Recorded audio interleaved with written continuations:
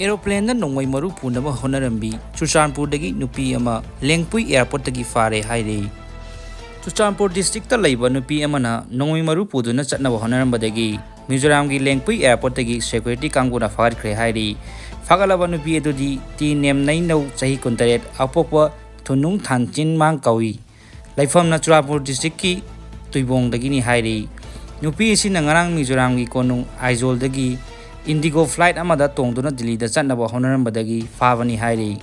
Mahaki baggage adu Lengpui airport tagi security force na check tawada 7.62 mm gi kapa yariba Nongmei Maru khara yawaramba thengnakhi.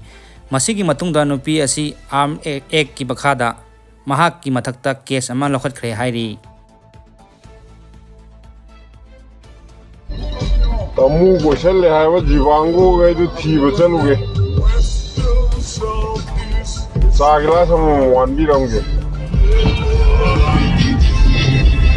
Kachin goya loi TWKHRE Fangdre Tamu ko challe haiba jiwango gai do